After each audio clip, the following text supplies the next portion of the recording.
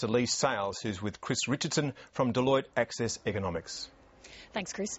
Chris Richardson, the government's billing this as a tough budget, is it?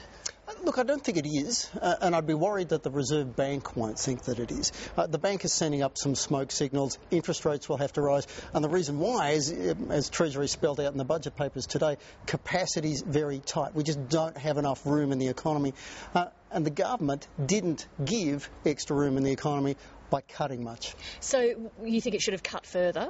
Yes. Now, look, the individual measures weren't bad. You know, they spent where they had to. Floods, yes. You know, mental health, yes.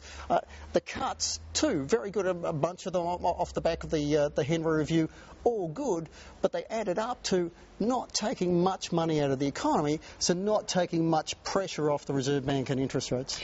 Is it only that the cuts don't go far enough in your view, or are there measures that, I guess, are mitigating the tough cuts?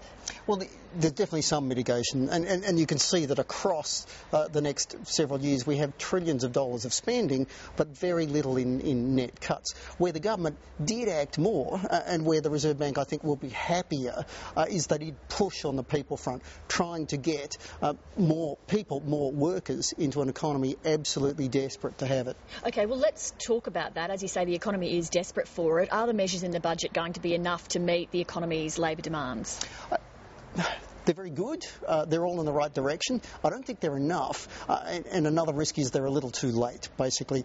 We already have this surge in construction coming.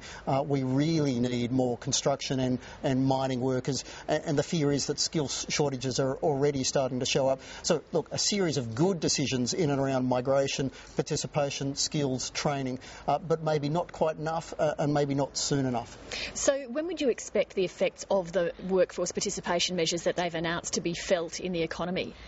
The fastest one will be migration, not just the extra 16,000 permanent migrants, but they're scrambling hard to get temporary migrants here too. And we mostly have a temporary problem. Right now, the economy is crying out for workers. You've got the Treasurer talking about 500,000 jobs in the next 2 years.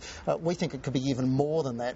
Unless we feed people into that boom, it doesn't become a boom. It ends up as higher inflation and higher interest rates. Can labour demands be met with the migration rate being at that extra 16,000? Because presumably there's a finite pool of people in Australia that you can train up and get into the workforce.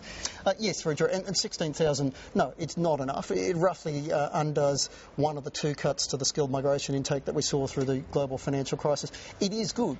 It is necessary. Probably not enough. Yes, some of the difficulties with all the training measures is you're actually keeping some people out of the workforce, but they're still good longer-term measures.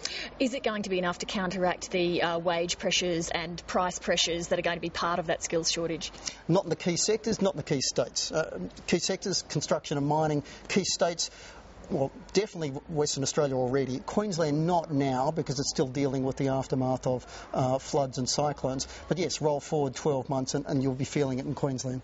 Chris Richardson, thank you very much.